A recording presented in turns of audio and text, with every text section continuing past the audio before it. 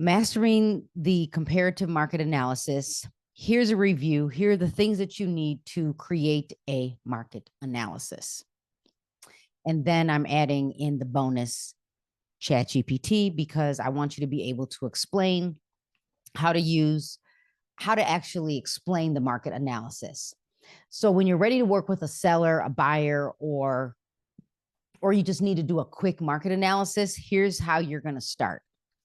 Part 1 of a 2-part series, mastering the comparative market analysis. Really the basics, but if you use these steps, you can actually create a market analysis without making a mistake. So there are a few reasons to create a market analysis: seller, buyer, quick CMA. So seller CMA when you're working with sellers, buyer CMA when you're going to write an offer for a buyer, and then a quick CMA, maybe you need to follow up with a client. Maybe your seller's not quite ready to put their home on the market, but they're trying to get an idea of what they might be able to sell for, testing the market. Maybe, it's just you're doing this for a friend. And maybe it's a pre-listing appointment. Starting the CMA, you need to start with a consultation. It could be on the phone, it could be in person. I recommend getting as many of the details of the house before you see the home, because then you can start the process. And there's so many things you can do before you actually get to the pre-listing appointment or the listing appointment. So get all of the details of the actual home. How would you do this? You would use a seller consultation form. This could be in Google. You want to make sure you ask enough questions so when you create the CMA, or maybe, this is a part of providing value. So when you're creating the CMA, and then if you have enough information, because you can even see here that I'm asking about the property, like how old is the equipment? How old is the washer, the dryer, the refrigerator? When the roof, when you know this information and then you put the house on the market, you don't have to go back and ask the homeowner. You're also, some other things you need to do is, so you have your consultation form and you're talking to the seller. If you can find the old listing information, that helps. And then the listing input sheet. So every MLS, because I'm talking to my Florida agents and Illinois agents, when you put a property on the market, every MLS has some type of listing input sheet. Whether you know it or not, use that listing input sheet because you will get more information about the property. You might not do this when you're having the conversation with the seller, but if you have the consultation form, you filled it out, you have the old listing sheet, if it was listed, you have the listing input sheet and the tax records, you can sit down, maybe with a blue pen and a highlighter, and you can fill out the listing input sheet.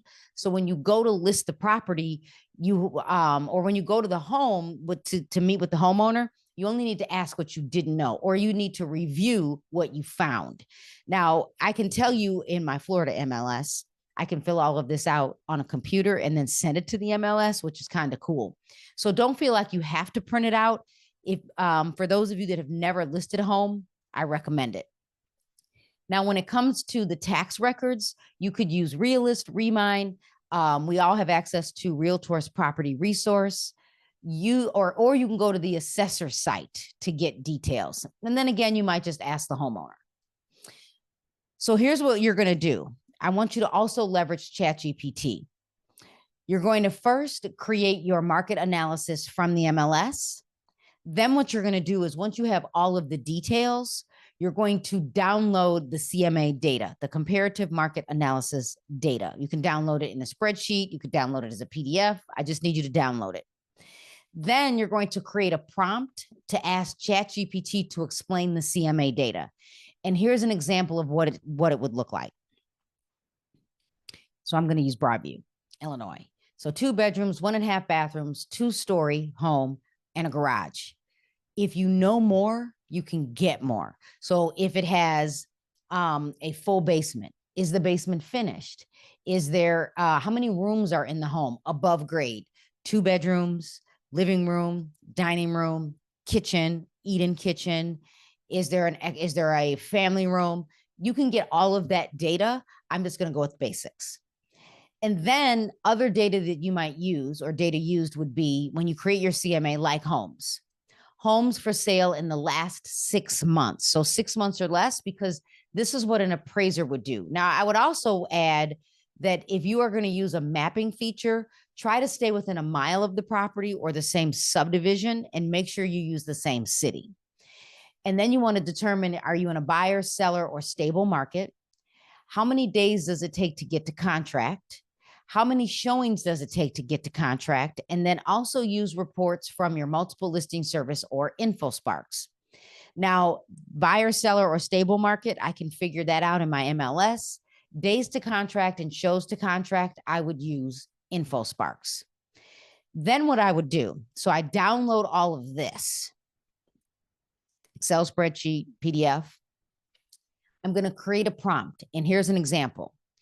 I can take this prompt and put it into ChatGPT. So using the data provided, create a 3-sentence summary analysis for this property that is easy to explain to a home seller.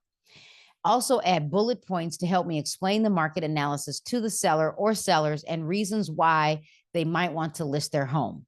And then what you're going to do, even though you're going to upload the information that you downloaded from your MLS, InfoSpark, Market Stats, or any other data reports from RPR, whatever, you're going to bullet point the city. So Broadview, 2 bedrooms, 1.5 bathrooms, 2-car detached garage, and then any other details. Then you're going to attach the reports from that you downloaded to ChatGPT and let them upload. And then and then add the prompt.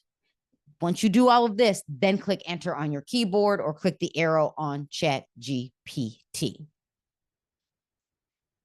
All right. So creating the CMA. So that's part 1.